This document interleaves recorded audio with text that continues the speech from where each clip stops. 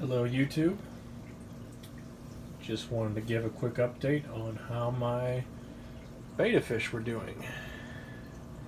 If you guys saw one of my recent videos, you know that I got another betta fish and I had put her in the tank with my other female betta fish, Blueberry, and for like a few days, they were the best of friends. I mean, you couldn't, they were always right next to each other, getting along fine. And I guess Blueberry heard something she didn't like, because then this one here, she would not come out from behind the sponge filter, and whenever she did, Blueberry would just chase her back down there. And so I've moved her into my 55-gallon live bearer tank. She's been here for a couple days now, and she's starting to settle in, and she's doing great. No flaring at anybody. She's finally starting to settle into the tank and swim around with everybody, as you can see. She swims up to the top. She's all over the place in this tank. Not bothered by anybody. And all the fish are coming up because they think I'm going to feed them. But she gets right in there. She gets right in the mix with everybody when I feed, and it's really become a good tank for it. I think it's going to work out nice. I wish it would. I could probably put Blueberry in there too, and with the amount of space, they'd probably be fine. But I actually moved Blueberry to my 20-gallon high with my leopard endlers, and I got a couple blue platies in there. And I don't know if you can see from the picture, but there are a ton of either wild guppy or endler fry, because I got a bunch of female endlers in there as well. But Blueberry is in there somewhere.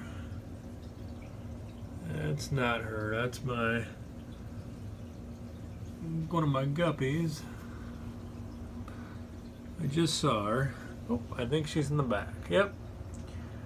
She's in the back behind the water sprite and the other plant that I can't think of the name of right now, but there she is.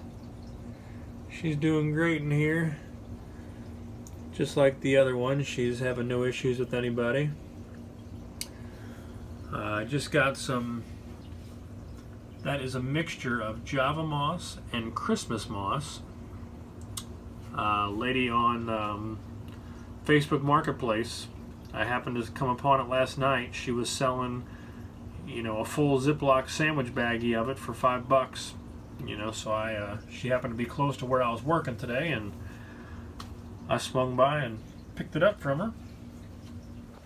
And then down here I have the Guppy Endler Hybrid from Jeff. I have 3 female guppies in there. One of them is probably hiding over here in the it's a 10-gallon tank. You can see about almost half of it. It's more like a third of it, because behind it there's nothing behind it, so they like to swim back behind there as well. But I didn't have any Java moss or anything, so I threw a bunch of hornwort in there, which works just as good in my opinion. So those guys will be up. There's the female with the blue tail.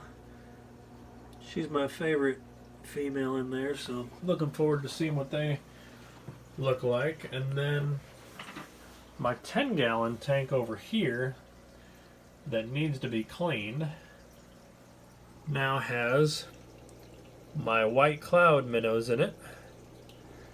There is 3 adults left. I lost 2 out in the pond, and I'm not sure if I'm going to be able to get them on camera or not. Oh, I think you can see them back there. There's 2.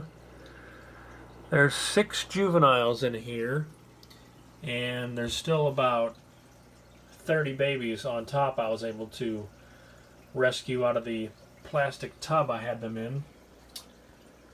So the reason that I actually moved both bettas and not just one out of this tank is because my container outside, I mean, I check on it every day with the white clouds in it, and I did a video on it a little while back, and they were breeding like crazy, and I had, probably 100 or more babies at the top.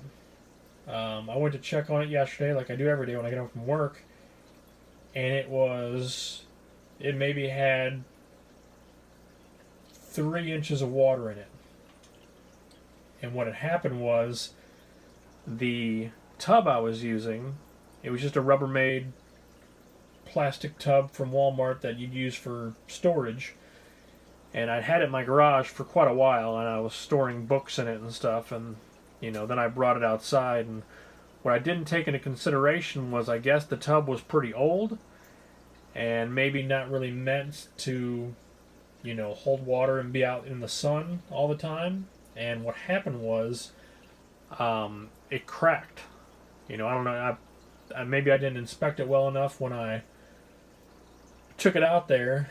It may have been weak to begin with, but about 3 inches up on the right corner, it cracked, and all the water, except for right below the crack, had leaked out. So there was only like 3 or 4 inches of water in there, and all my water hyacinth were sticking up, and so that was yesterday, and so as quickly as I could, I moved the betas into their separate tanks, because they weren't getting along anyway. And then I started moving everybody down here, and that's when I noticed that, I don't know if it happened when the water was draining or if it was just the stress, but I originally had 5 adults in there of the white clouds, and when I was scooping everybody out, all I could find were 2. And I was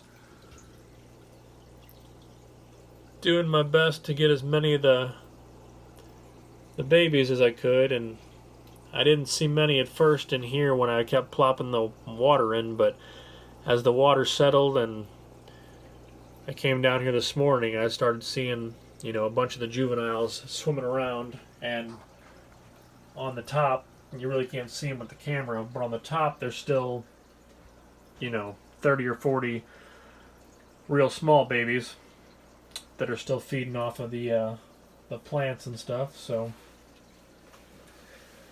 well, that's it for me for now. Still nothing new on the 29 gallon. I've been pretty busy and just haven't gotten to do anything with that, but that's it. There was one other thing. Oh yeah, there's one last thing. If anybody has any suggestions for what I should name her, feel free to let me know, because right now she does not have a name, and I typically name my betta fish. Those are really the only ones I give names to, but this one I just haven't been able to think of anything yet. So if you can think of something, let me know, guys. Thanks for watching.